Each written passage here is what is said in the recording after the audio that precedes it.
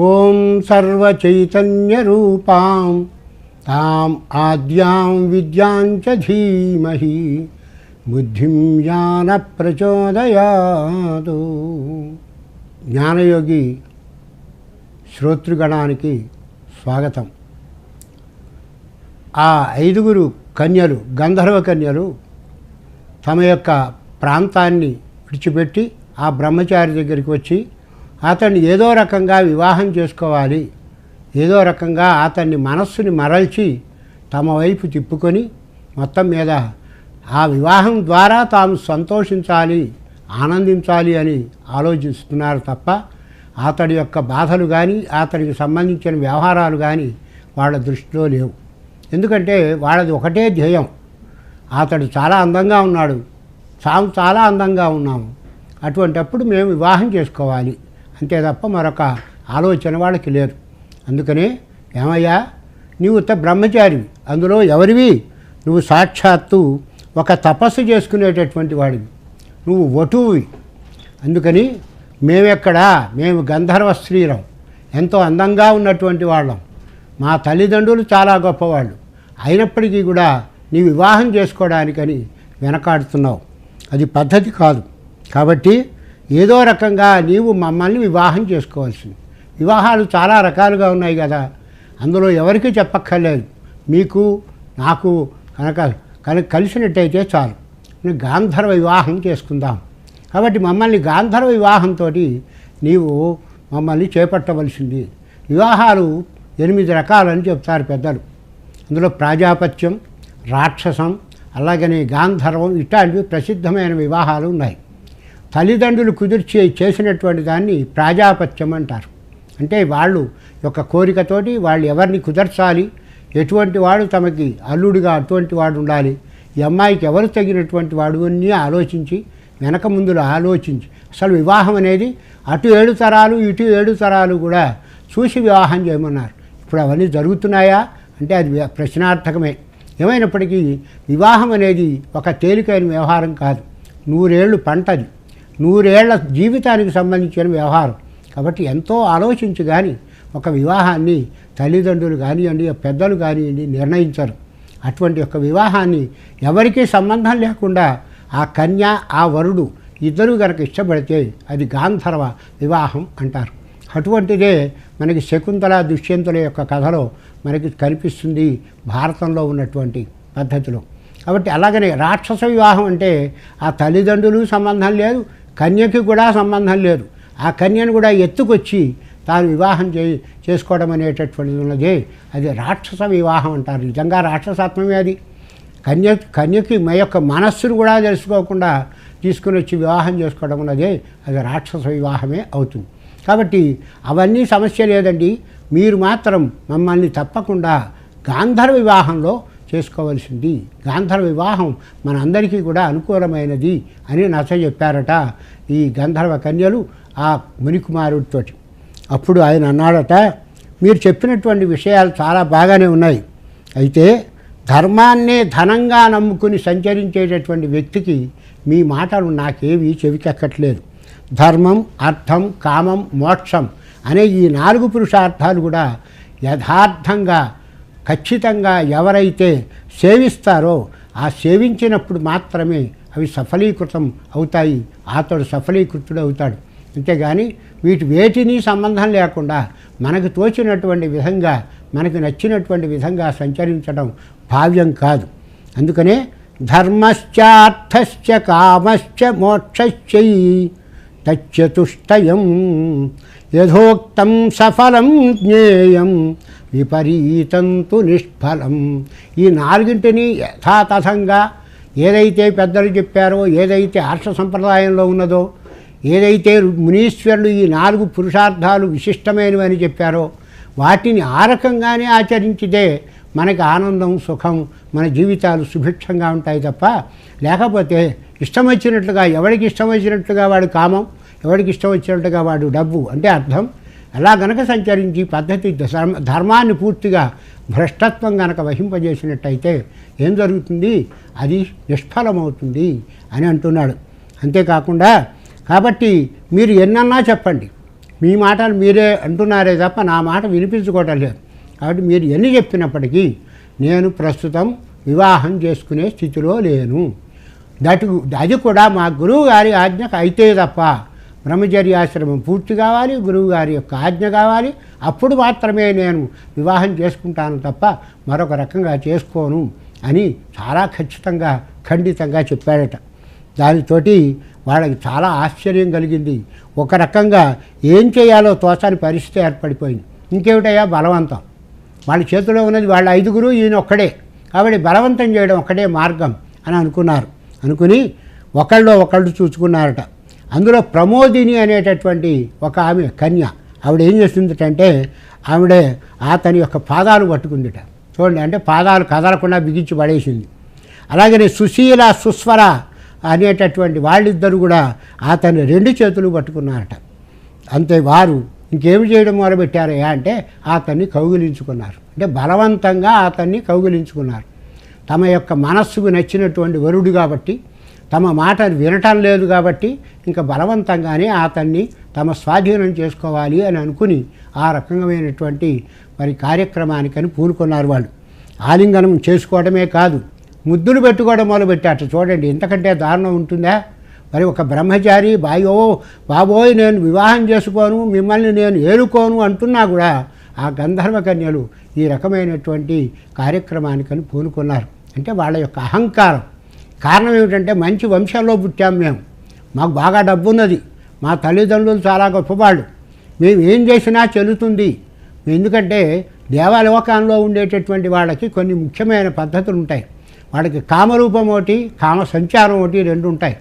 కామరూపం అంటే ఏ రూపాన్నైనా వాళ్ళు ధరించగలుగుతారు. అదే మానవలోకానికి అది అవకాశం లేదు, దేవలోకానికి అది అవకాశం ఉంది. వీళ్ళు గంధర్వ కన్యలు. అంతేకాకుండా కామ సంచారం, ఎక్కడ పడితే అక్కడికి పోగలుగుతారు. ఇవన్నీ వీళ్ళకి వరాలుగా ఉన్నాయి కాబట్టి తాము ఇష్టమైన కోరికల్ని ఇష్టం వచ్చిన పద్ధతిలో తీర్చుకోవాలని ఒకే రకమైనటువంటి ఆలోచనతోటి అతని కాళ్ళు పట్టుకుని బిగించేశారు, చేతులు పట్టుకుని బిగించేశారు. అతన్ని ఆలింగనం చేసుకుని అతని పైన ముద్దుల వర్షాన్ని కురిపించారట. ఇంకో సంగతి ఏమిటంటే అనురక్తేషు భక్తేషు మిత్రేషు ద్రోహకారిణః పుంసో లోకద్వయే సౌఖ్యం నాశం యాతీతి నః శ్రుతం. తన పట్ల ఎవరైతే అనురక్తి కలిగినటువంటి యొక్క భక్తులకు కానివ్వండి, మిత్రులకు కానివ్వండి, ద్రోహం చేసినటువంటి వాడికి కానీ ఎవరైతే వాడకిట ఇహపరాలు 2 కూడా ఉండవట. అందుకనే అవి ఇహపరాలు 2 కూడా నశిస్తాయట. ఎవరికయ్యా అంటే ఎవరికైతే తమ పట్ల అనురక్తిగా ఉన్నటువంటి యొక్క భక్తులు కానివ్వండి, ఆ భక్తుల్ని తిరస్కరించకూడదు. అలాగని మిత్రులు కూడా మన పట్ల చాలా స్నేహభావాన్ని చూపించి మన మనస్సుని దోచుకునేటటువంటి పద్ధతిలో ఉన్నటువంటి మిత్రుల్ని తిరస్కరించకూడదుట.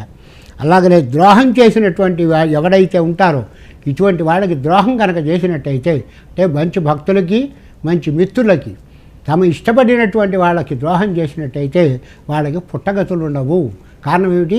అటు ఈ ఇహలోకము కాదు, అటు పరలోకము కాదు, 2 కూడా పాడైపోతాయి అనేటటువంటి యొక్క సంగతి వాళ్ళు చెప్తున్నారట. చెప్పి అందువలన ఇంకా ఏమి చేయాలో తోచకుండా ఏమన్నారయ్యా అంటే వెంటనే వాళ్ళు ఎప్పుడైతే ఈ రకంగా మరి బిగించేసి ఇష్టం వచ్చినట్టుగా సంచరించడం మొదలుపెట్టారో వాళ్ళకి ఆ బ్రహ్మచారికి ఏమనిపించిందంటే వీళ్ళు ఒక పిశాచాలుగా కనిపించారు. వీళ్ళు పిశాచాలులాగా నన్ను చుట్టుముట్టేశారు, నన్ను చాలా ఇబ్బంది పెడుతున్నారు. కాబట్టి చాలా ప్రళయకాలంలో వచ్చేటటువంటి కోపంతో అతడు పూర్తిగా మరి ఊగిపోయాడట. ఊగిపోయి వెంటనే ఆ కన్యల్ని మీరు పిశాచులు కండి అని చెప్పించాడట. చూడండి, ఏ స్త్రీలు తన్ని వలిచాడో, ఏ స్త్రీలు తమను కావాలని కోరుకున్నారో ఆ స్త్రీల మీద తనకి ఏ విధంగానూ కూడా ఎటువంటి భావము లేకపోవడం వలన వాళ్ళు సాధారణ చక్కగా కౌగిలించుకున్నప్పటికీ కూడా నిర్వికారంగా ఉన్నాడట. అతడు నిర్వికారత ఎప్పుడు ఏర్పడుతుంది? మన ఇంద్రియాల్ని మనం కంట్రోల్లో పెట్టుకున్నప్పుడు, మన ఇంద్రియాల్ని మనం పూర్తిగా మన అధీనంలో తెచ్చుకున్నప్పుడు మాత్రమే ఈ రకమైనటువంటి అవకాశం కలుగుతుంది. లేకపోతే మన ఇంద్రియాలు ఎటుపోతే అటే మనం వెళ్ళిపోవడం కనుక మొదలుపెట్టినట్టయితే మన జీవితం వృధా అయిపోతుంది. అందుకని కఠోపనిషత్తులో ఒక చక్కని మాట చెప్పారు. ఈ శరీరం అనేటటువంటిది ఒక రథం అన్నారు. ఈ రథానికి ఉన్నటువంటి ఈ ఇంద్రియాలు గుర్రాలట. మరి బుద్ధి అనేటటువంటి వాడు సారథిట. అటువంటి యొక్క సారథి చేతిలో కనుక ఈ ఇంద్రియాలు అయినటువంటి వీటి యొక్క అందుకే ఈ గుర్రాల యొక్క కళ్యాలు జాగ్రత్తగా కనుక ఉన్నట్టయితే ఈ దేహం అనేటటువంటి శరీరం సక్రమమైన మార్గంలో వెడుతుంది, లేకపోతే బోల్తాపడిపోతుంది.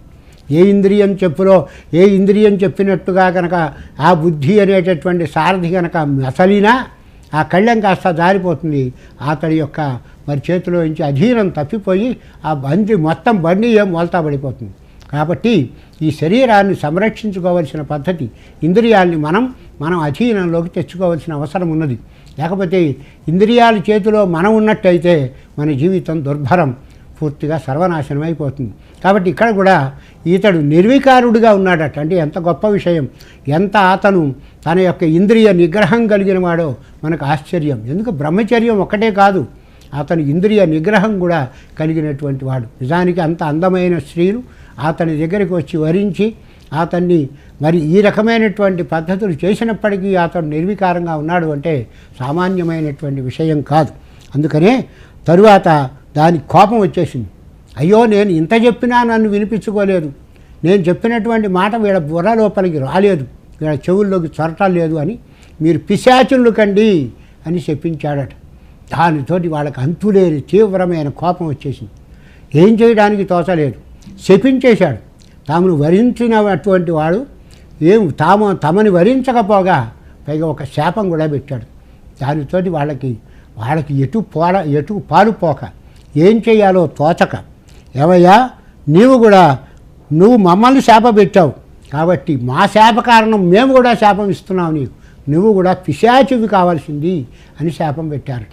చూడండి, అంటే పరస్పరం ఒక యవ్వనంలో ఉన్నటువంటి స్త్రీలు, ఒక యవ్వనంలో ఉన్నటువంటి పురుషుడు ఇక్కడ సమాగమం అయింది, అంటే కలయిక అయింది. కలయిక అయినప్పుడు ఒకరిని నిందించుకోవడమే కాకుండా వారు ఎంత అడిగినప్పటికీ, ఎంత ప్రాధేయపడినప్పటికీ ఎప్పుడైతే అతడు తిరస్కరించాడో వెంటనే వారిని శపించాడో, అలాగనే ఈ గంధర్వ కన్యలు కూడా అతన్ని పిశాచివి కావాల్సింది అని శపించారట. అంటే ఏమైపోయింది, ఇప్పుడు 5 ఈతడొకడు, మొత్తం 6 పిశాచాలు అక్కడ ఏర్పడినాయి. అంటే ఈ కథలో చూసుకున్నట్టయితే జీవితం అనేది ఎప్పుడు మలుపు తిరుగుతుంది, ఏ రకంగా మరి జీవితం మారిపోతుందనే సంగతి ఆశ్చర్యకరమైనటువంటి విషయం. నిజానికి అతడు బ్రహ్మచారిగా ఉండి ఎందుకని వచ్చాడు, వేదాభ్యాసం చేయడానుకొని వచ్చాడు.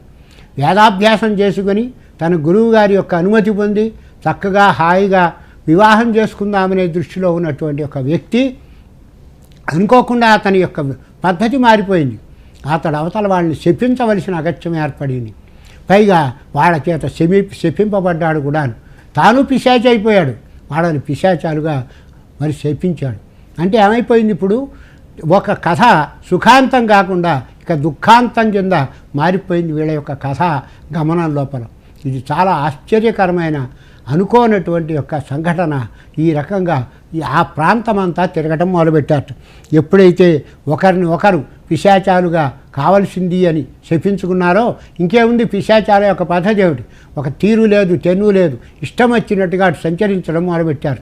ఆ సరోవర ప్రాంతమంతా తిరగటం మొదలుపెట్టారట. ఇంకా అంతేకాకుండా ఏడుస్తూ తిరుగుతున్నారట. వాళ్ళకి ఆకలి దప్పులు అనేటటువంటి యొక్క పద్ధతి, అంటే తీర్చుకునేటటువంటి మార్గం లేకుండా ఇష్టం వచ్చినట్టుగా ప్రాంతమంతా తిరగడం మొదలుపెట్టారు. ఆ గంధర్వ కన్యలకి తమ తల్లిదండ్రులకి ఈ విషయం తెలియదు. ఇక్కడ విద్యాభ్యాసం కోసం వచ్చినటువంటి ఈ బ్రహ్మచారికి వాళ్ళ గురువుకి ఈ సంగతి తెలియదు, వాళ్ళ తల్లిదండ్రులకి తెలియదు. ఎంత ఘోరమైనటువంటి విపత్తు ఏర్పడిందో ఆశ్చర్యకరమైనటువంటి ఒక సంఘటన ఇది.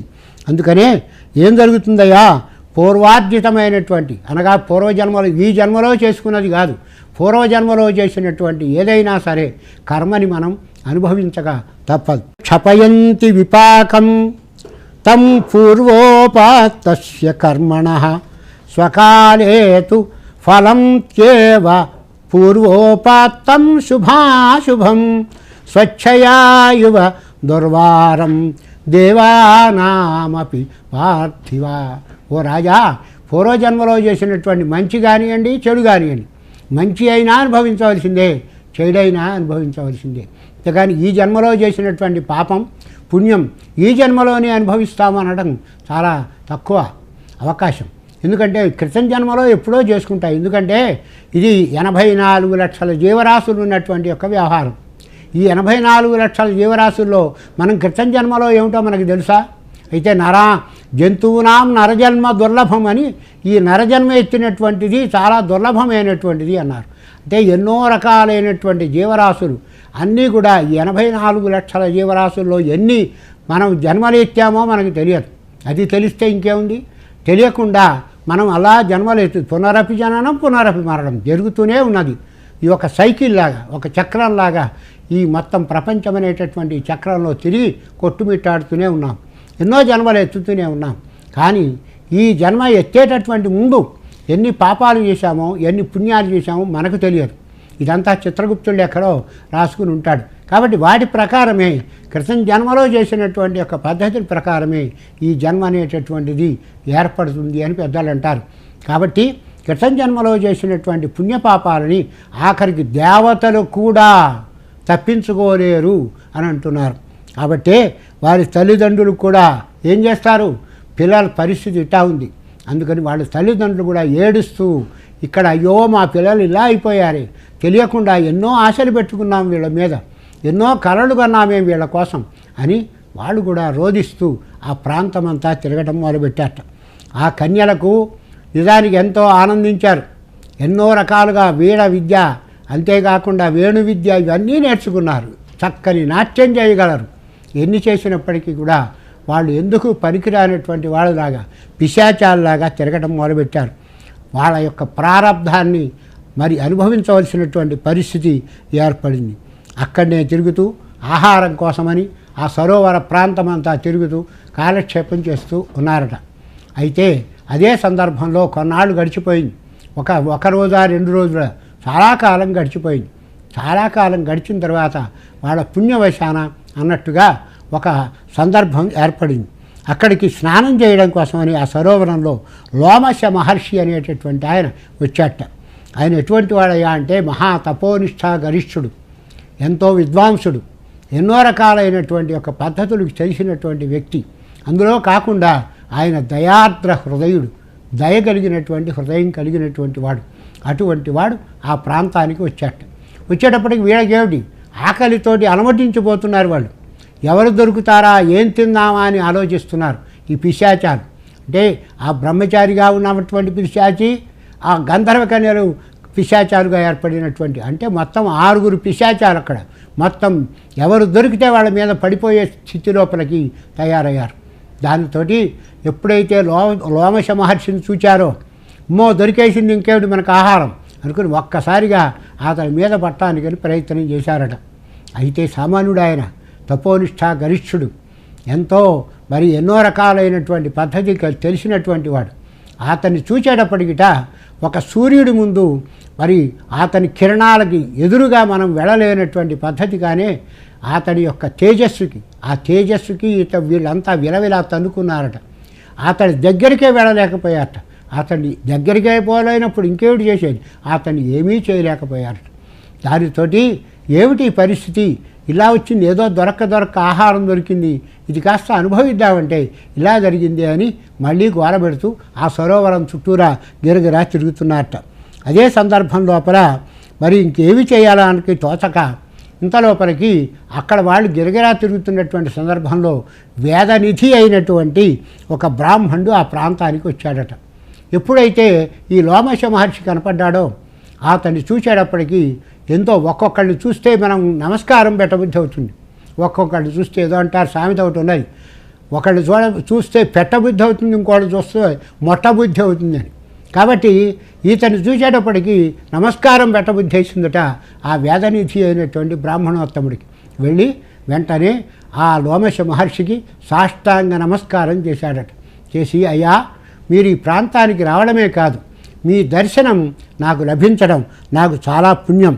ఇది ఎలాంటిదంటే, మహాభాగ్యోదయే విప్ర సాధూనాం సంగతిర్భవేత్. సాధువులు మంచివాళ్ళ యొక్క దర్శనం ఎప్పుడు లభిస్తుందంటే అది కూడా మనకి పూర్వజన్మ సుకృతం. ఎంతో భాగ్య విశేషం ఉంటే తప్ప ఒక వ్యక్తి మనకి తారసపడడు. తారసపడడానికంటే కూడా మనకి ఏదో రకమైన అదృష్టం ఉండాలి. ఒక్కొక్కడు తారసపడ్డాడు అనుకోండి, మనకు అంతులేని బాధ కలుగుతుంది వాడిని చూడటం వల్ల. ఒక్కొక్కటి చూసామనుకోండి మనకు ఎంతో ఆనందం కలుగుతుంది. కాబట్టి ఇక్కడ వేదనిధికి ఎంతో ఆనందం కలిగింది ఆ లోమశ మహర్షిని చూచేటప్పటికి. అయ్యా, మీ దర్శనం నా భాగ్యవశాత్తు కలిగింది. కాబట్టి మరి ఇంకో సంగతి ఏమిటంటే, ఇవన్నీ కూడా ఎలాంటివి జరుగుతాయి అంటే, గంగాది సర్వతీర్థేషు యో నరః స్నాతి సర్వదా యక్కరోతి సతాం సంగం తయోః తత్సంగతిర్వరా. ఎవరైనా సరే ఒక చాలా చక్కనైనటువంటి గంగా స్నానము చేసి బయటకు వచ్చినటువంటి వాడిని కానివ్వండి, లేదా సాధు సమాగమం అంటే మంచి వాళ్ళ యొక్క సమాగమం కానివ్వండి, ఎంతో అదృష్టం ఉంటే తప్ప లభించదు. మీరు మహాత్ములు, ఎంతో పుణ్యాత్ములు, వేదాంగవేత్తలు, అటువంటి వ్యక్తులు మీరు నాకు తారసపట్టడం నా అదృష్టమండి అని చెప్పాడట. చెప్పి, అయ్యా మిమ్మల్ని చూడటం చాలా ఆనందం కలిగింది. కాబట్టి గురూణాం సంగమో విప్రా దృష్టాదృష్టఫలో భువి స్వర్గదో రోగహారీ చ కింతు సోపద్రవో మతః. అయితే మహాత్ముల యొక్క సమాగమం అనేటటువంటిది అంటే వాళ్ళతోటి కలయిక అనేది ఎట్లా జరుగుతుందంటే దృష్టాదృష్ట ఫలాన్ని ఇస్తుంది. దృష్టం అదృష్టం. దృష్టం అంటే కనపడేది, కనపడే ఫలితం ఇవ్వడం కాదుట. అదృష్టం కనపడనటువంటి యొక్క అదృష్టం, కనపడనటువంటి యొక్క ఫలితాన్ని కూడా సమకూరుస్తుందిట. అది ఇందులో ఉన్నటువంటి యొక్క విశేషం. అంటే కనపడేటటువంటి యొక్క ఫలితం కూడా వాళ్ళకి లభిస్తుంది. ఎప్పుడయ్యా అంటే మంచి వాళ్ళ యొక్క సమాగమం ఏర్పడినప్పుడు. అలాగనే ఇంకోటి ఏమిటయ్యా, ఇది రోగాలని హరిస్తుంది, మనకి ఆనందాన్ని కలిగిస్తుంది, అంతేకాకుండా స్వర్గాన్ని కూడా చేకూరుస్తుందిట అని ఈ వేదనిధి అయినటువంటి యొక్క బ్రాహ్మణోత్తముడు ఆ లోమశ మహర్షిని చూచేటప్పటికి ఎంతో ఆనందంతో ఈ రకమైనటువంటిగా అతన్ని ప్రాధేయపూర్వకంగా నమస్కారం చేశాడట. తరువాతి యొక్క కథని తరువాత సంచికలో తెలుసుకుందామని మనవి చేస్తూ స్వస్తి.